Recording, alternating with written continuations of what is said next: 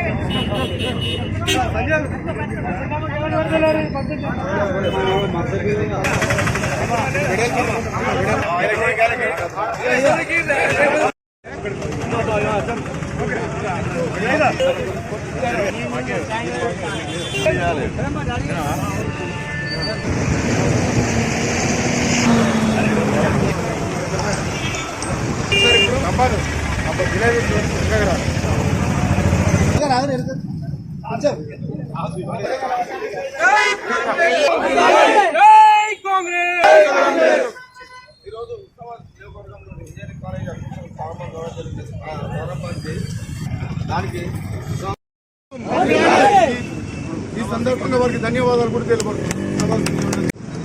ఈరోజు హుస్నాబాద్ పట్టణంలో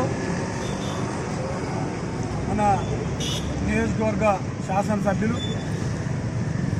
మన రాష్ట్ర రవాణా శాఖ మంత్రులు, బీసీ వెల్ఫేర్ శాఖ మంత్రి పొన్నం ప్రభాకర్ అన్న గారు హుస్నాబాద్లో ఈ సంవత్సరమే మరి విద్యా సంవత్సరం తరగతులు ప్రారంభం కావాలనే పట్టుదలతోటి మరి నిన్న క్యాబినెట్లో ముఖ్యమంత్రి గారితో ఒప్పించి మరి మనం హుస్నాబాదు ఎటు చూసినా ఒక 40 కిలోమీటర్ల దూరం పేద విద్యార్థుల కోసానికి, పేద కుటుంబాల కోసానికి ఒక విద్యావంతుడు మంత్రివర్యులు మరి ఈ ప్రాంతంలో ఇంజనీరింగ్ కాలేజ్ అవసరం అనే దానికి మరి కరీంనగర్ జిల్లాలో కూడా లా కాలేజ్ కూడా అవసరమని, తర్వాత కరీంనగర్లో ప్రైవేట్ కళాశాలలు కూడా ఇంజనీరింగ్ కళాశాలలు ఎన్నో ఉన్నాయి.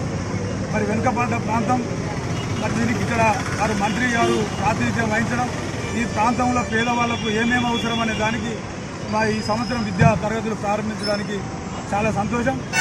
మరి ఈ కార్యక్రమంలో మరి మహిళా సోదరుమణులు ముఖ్యమంత్రి తెలియజేస్తూ మరి ప్రభాకర్ అన్న గెలిచిన నాటి నుంచి ఈ ప్రాంతం ఏ పద్ధతిలో అన్ని రంగాల అభివృద్ధి కావాలనే ఆలోచనతోటి మరి విద్యాపరంగా కానీ, వ్యాపార పరంగా కానీ, వ్యవసాయ పరంగా కానీ అన్ని రంగాలలో అభివృద్ధి చేయాలనే ఆలోచనతోటి మరి ఎప్పుడు హుస్నాబాద్ నియోజకవర్గానికి ప్రభుత్వం ద్వారా ఏం తీసుకురావాలి, ఏం అభివృద్ధి చేయాలి, ఈ ప్రాంతం నుంచి మరి విద్యావంతులు కూడా బాగా వెనుకబడి ఉన్నారు, మరి దీన్ని బాగా డెవలప్ చేయాలనే పట్టుదలతోటి మరి చాలా మరి ఇక్కడ అభివృద్ధి చేస్తాడు. ఇంకా కూడా హుస్నాబాద్లో పూర్తి స్థాయిలో ఇక్కడ ఏమేమి అవసరం ఉన్నాయో అవన్నీ కూడా చేస్తాడనే నమ్మకం మాకున్నది. మేము మంత్రి గారు వెన్నట్టు ఉండి ఈ ప్రాంత అభివృద్ధి కోసానికి వారికి సహాయ సహకారాలు కూడా ఎప్పుడు అందుబాటులో ఉండి మంత్రి గారికి మేము సహకారాలు మరి మేము అందిస్తూ మాకు కూడా ఈ ప్రాంత ప్రజలకు హుస్నాబాద్ నాది, హుస్నాబాద్ ప్రజల గౌరవాన్ని తలదించకుండా నేను రాష్ట్ర ప్రభుత్వం నుంచి ఏదైనా తీసుకొచ్చి ఈ ప్రాంతాన్ని అభివృద్ధి కంకణబద్దులై ఎంతైతే పట్టుదలతో ఉన్నాడో మరి మేము కూడా మరి వారికి ఎప్పుడు అందుబాటులో ఉండి వారి సహకారాలు కూడా తీసుకుంటామని, సహకారాన్ని కూడా అందిస్తామని మరి వారికి ప్రత్యేకంగా మరి ముఖ్యమంత్రి గారికి, మన ప్రభాకర్ అన్న గారికి ప్రత్యేకంగా కృతజ్ఞతలు తెలుపుతూ సెలవు తీసుకుంటాం. హుస్నాబాద్ ప్రాంతానికి ఇంజనీరింగ్ కాలేజ్ అనౌన్స్ అయ్యి నిన్న క్యాబినెట్లో 4 కోర్సులు 4 బ్రాంచ్లతో అడ్మిషన్లు తీసుకోవాలని చెప్పి కేబినెట్ నిన్న తీర్మానం ప్రకారం దానికి ఈ ప్రాంతంలో ఉన్నటువంటి కాంగ్రెస్ పార్టీ నాయకులు, యువజన పార్టీ కాంగ్రెస్ నాయకులు, అన్ని సంబంధించిన అన్ని కార్మిక సంఘాలు కానీ అందరు నాయకులు ఈరోజు ఇక్కడ అందరూ ఈ వేడుకలు జరుపుకోవడానికి అందరూ ముందుకొచ్చారు. ఈ కార్యక్రమంలో ఏదైతే ఒక ప్రాంతం అభివృద్ధి చెందాలంటే దానికి సంబంధించిన కానీ విద్య కానీ వైద్యం కానీ వ్యవసాయ రంగాలు ఎప్పుడైతే అభివృద్ధి చెందుతాయో అప్పుడే ఆ ప్రాంతం బాగా అభివృద్ధి చెందుతుంది. ఇప్పుడు చూసుకున్నట్లయితే నిజంగా ఇప్పుడు ఉమ్మడి కరీంనగర్ జిల్లాలో కానీ సిద్దిపేట మన మెదక్ ఉమ్మడి జిల్లాలో కానీ ఇంజనీరింగ్ ప్రభుత్వానికి సంబంధించిన ఇంజనీరింగ్ కాలేజ్ ఎక్కడ మనం ఇన్ని రోజులు కాకతీయ యూనివర్సిటీ కింద కరీంనగర్ కాలేజ్ ఉంది. తర్వాత కరీంనగర్కు శాతవాహన కాలేజ్ వచ్చింది. శాతవాహన యూనివర్సిటీ వచ్చిన తర్వాత శాతవాహన యూనివర్సిటీ క్యాంపస్లో కూడా ఇంజనీరింగ్ కాలేజీ లేదు. ఏదైనా ఇది జిల్లా హెడ్ క్వార్టర్లో ఉండేటువంటి కాలేజీ అయినా కూడా ఈ ప్రాంతం వెనకబడ్డ ప్రాంతం, ఈ ప్రాంతంలో విద్య అభివృద్ధి చెందాలి అనేటువంటి ఒక సంకల్పంతో ఈ ప్రాంతానికి మొదటిసారిగా మంత్రి అయినటువంటి పొన్నం ప్రభాకర్ గారు ఈ ఎట్టి పరిస్థితుల్లో ఇంజనీరింగ్ కాలేజ్ రావాలని చెప్పి సీఎం గారితో అతన్ని ఒప్పించి ఇక్కడ ఉస్మానాబాద్ శాతవాహన కాలేజ్ యూనివర్సిటీ కాలేజ్కి సంబంధించినటువంటి గవర్నమెంట్ కాలేజ్ ఉస్మానాబాద్ తీసుకురావడం జరిగింది. దీనికి సంబంధించినటువంటి అడ్మిషన్లు సిఎస్సి, ఈసీ, ఐటీ ఇంకా ఇన్ఫర్మేషన్ టెక్నాలజీకి సంబంధించినటువంటిది కూడా 60 సీట్లతోని 240 సీట్లు అడ్మిషన్లు ఈసారి ఇక్కడ జరుగుతానికి ప్రిపేర్ అయ్యి ఉన్నారు. ఈ కాలేజ్ కూడా మన పాలిటెక్నిక్ కాలేజ్ ఏదైతే ఉన్నదో పాలిటెక్నిక్ కాలేజ్ లోపల దీనికి సంబంధించిన టెంపరీగా ఈ కాలేజ్ పర్మనెంట్ బిల్డింగ్ స్ట్రక్చర్ అంతా కంప్లీట్ అయ్యేంత వరకు మన పాలిటెక్నిక్ కాలేజ్లో దీనికి సంబంధించినటువంటి అడ్మిషన్లు తీసుకుంటా ఉన్నారు. ఉస్మానాబాద్ నియోజకవర్గానికి ఇంకొక శుభవార్త ఏంటిదంటే మొన్ననే ఏటీసీ సెంటర్ కూడా వచ్చింది. అడ్వాన్స్డ్ టెక్నాలజీ సెంటర్ ఇది 100 ఐటీఐలు అయితే ఒక ఏటీసీ సెంటర్. అంత అడ్వాన్స్డ్ టెక్నాలజీ సంబంధించిన ట్రైనింగ్ కాలేజ్ అంటే ఒక ఉస్మానాబాద్ రావడం జరిగింది. దాన్ని కూడా పాలిటెక్నిక్ కాలేజ్ లోపలనే దాన్ని కూడా అక్కడనే కేటాయించడం జరుగుతూ ఉన్నది. ఉస్మానాబాద్కు అతి త్వరలోనే ఒక శుభవార్త మన మంత్రి గారు చెప్పేటువంటి అవకాశం ఉంటుంది. అది కూడా ఉస్మానాబాద్ సైనిక్ స్కూల్ కూడా సెంట్రల్ సిలబస్తో కూడా అది కూడా ఉస్మానాబాద్ సైనిక్ స్కూల్ కూడా రావడం జరుగుతుంది. ప్రతి నియోజకవర్గానికి ఒక యంగ్ ఇండియా కార్యక్రమం కింద కేజీ టు పీజీ వరకు ఒక ఇండియా కాన్స్టిట్యూన్స్ లెవెల్లో 32 కాలేజీలు మంజూరైనాయి. అది మన దగ్గర మన ఉస్మానాబాద్ నియోజకవర్గంలోని మన కోయడ మండలం తంగరపల్లిలో అది కూడా కన్స్ట్రక్షన్ ప్రతి ఏ విధంగా చూసినా కూడా రేపు 27 నాడు జరిగేటువంటి ఉస్మానాబాద్లో ఉన్నటువంటి మాతా శిశువు హాస్పిటల్ 4 రోడ్లకు సంబంధించినటువంటి రోడ్డు వివరాలు ఇంకా ఎన్నో అభివృద్ధి పనులకు 27 తారీఖు నాడు 3 మంత్రులతో ఉస్మానాబాద్ ప్రాంతానికి వచ్చి అభివృద్ధి కన్స్ట్రక్షన్ అనేటువంటి ఓపెనింగ్లు ఉన్నాయి, ఫౌండేషన్లు ఉన్నాయి. అంటే మనం పూర్తి ఈ ప్రాంతాన్ని ఏ దిశలో తీసుకుపోతుండ అనేటువంటిది జరిగిన 18 నెలల కాలంలో కూడా ఇంత అభివృద్ధి దిశలో తీసుకుపోతుందంటే నిజంగా మనం మంత్రి పొన్నం ప్రభాకర్ గారికి మనం ఈ ప్రాంతం అందరికీ రుణపడి ఉండాల్సినటువంటి అవసరం ఉన్నది. ఇంకా మనకు ఎంతో అభివృద్ధి చెందాల్సినటువంటి ఆయన ఇంకా మెడికల్ కాలేజ్ అయితే బాబు ఆయన అనౌన్స్ చేసింది కాదు. ఎలక్షన్లప్పుడు మన ప్రియాంక గాంధీ గారు వచ్చి ఈ ప్రాంతానికి ఒక మెడికల్ కాలేజీ వచ్చేటట్టు ఏర్పాటు చేస్తా అని చెప్పి అన్నారు. దానికి మెడికల్ కాలేజ్ ఎక్కడ అని చెప్పి కొంతమంది పేపర్లు ఎక్కుతా ఉన్నారు. ప్రభాకర్ గారు మంత్రి గారి నోటి వెంబడి ఎప్పుడు మెడికల్ కాలేజ్ నేను తీసుకొస్తాను ఎక్కడ ఏ ఎలక్షన్లో వాగ్దానం చేయలేదు. ప్రియాంక గాంధీ గారు చెప్పినటువంటి దాని కొరకు ఎంతో కృషి చేస్తూ ఉన్నాడు.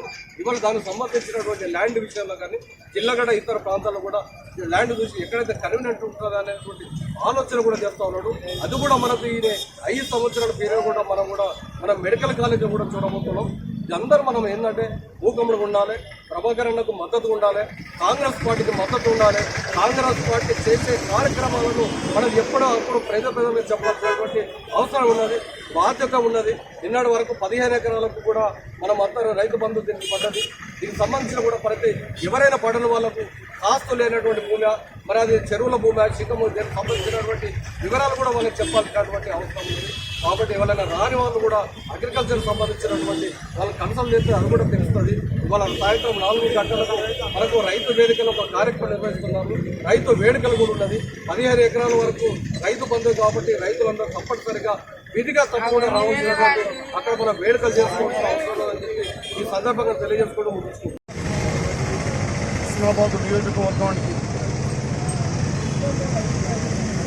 విద్యను ఏ విధంగా అందించాలో ఒకప్పుడు మామూలు జూనియర్ కళాశాలకి ఇక్కడ పరిమితమైన ఈ ప్రాంతాన్ని 70 సంవత్సరాల నుండి అన్ని రంగాలలో వెనుకబడి ఉన్నాం. 18 నెలల్లోనే మన మంత్రివర్యులు ఈ ప్రాంత శాసనసభ్యులు కంకణబద్దులై రైతుల కళ్ళ నీళ్లు దూరడానికి గంగమ్మను రైతుల పొలాలకు తీసుకురావడానికి ఆ రోజు జీవో తీసుకురావడం జరిగింది గౌరవల్లి ప్రాజెక్టు.